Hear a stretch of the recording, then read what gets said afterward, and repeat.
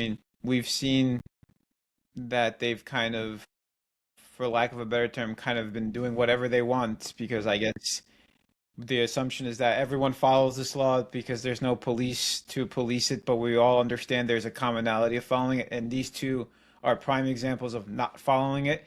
Do you think that the international community is going to maybe form a police to enforce these laws or take action against both these countries now to stop these examples from furthering at all? Yeah. You know, I don't think we're going to be seeing an international police force, anytime soon.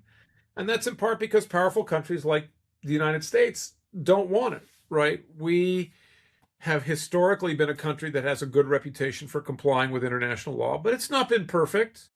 We violated the law Plenty um, of times, I'm sure. quite a few times, and we don't want the police coming after us, right? We want to preserve that discretion. Now, I will say, I mentioned that even though there's no court of general jurisdiction, there are international courts. I mean, as it happens, there's an international criminal court based in The Hague, right, which has the authority to exercise jurisdiction over crimes that are committed on the territory of those states that are parties to the Rome Statute of the International Criminal Court. Well, it happens that both Ukraine and Palestine have accepted the jurisdiction of the International Criminal Court.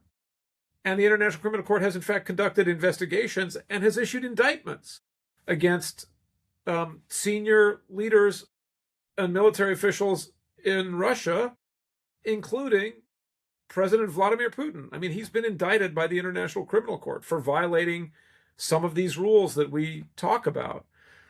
Prime Minister Benjamin Netanyahu of Israel and the former defense minister of Israel, Gallant, have been indicted by the International Criminal Court. Now, that's a court, but still no police force. So does the International Criminal Court have, a group of commandos who can go to Israel and snatch Netanyahu? Can they fly into Moscow and grab Putin and bring him out? I mean, the answer is no. So again, this reflects the limits or the underdeveloped nature of international law. I mean, that said, it's not like this is nothing. Countries that are parties to the Rome Statute of the International Criminal Court have an obligation to arrest people who've been indicted by the court. Last year, or I guess in 2004, the G20 met in South Africa. Vladimir Putin didn't go because I think he was not confident that he would not be arrested by the South Africans if he traveled there. I think Netanyahu's travel schedule is going to be significantly affected. The U.S. is not a party to the Rome Statute. We don't have an obligation. So he's been here, but he hasn't been to Germany since October 7th, 2023. He hasn't been to other places in Europe. And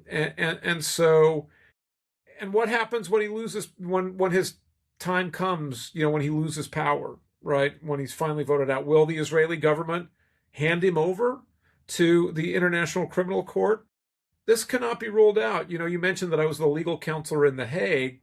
There, I was, doing a lot of work with the international courts and tribunals, including the International Criminal Tribunal for the former Yugoslavia, the Yugoslavia War Crimes Tribunal. And one of the last things that I did was I was at the airport in the Netherlands that greeted the flight because it was a NATO flight. It was a U.S. aircraft, and I had been involved in kind of helping do some of the coordination that brought Slobodan Milosevic, who was the former president of the Federal Republic of Yugoslavia, into custody in The Hague.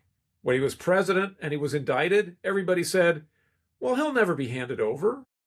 He's not going to surrender himself to the War Crimes Tribunal. But, nothing is forever.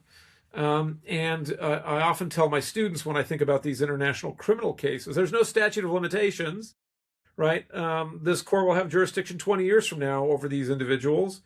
And I'm reminded of an old adage sometimes when I think about these cases. I tell my students, the ox is slow, but the earth is patient. And so, this is not exactly the kind of accountability for violations of international law I think that we would hope for in a perfect world, but it's the best I think we can hope for in the imperfect world in which we live.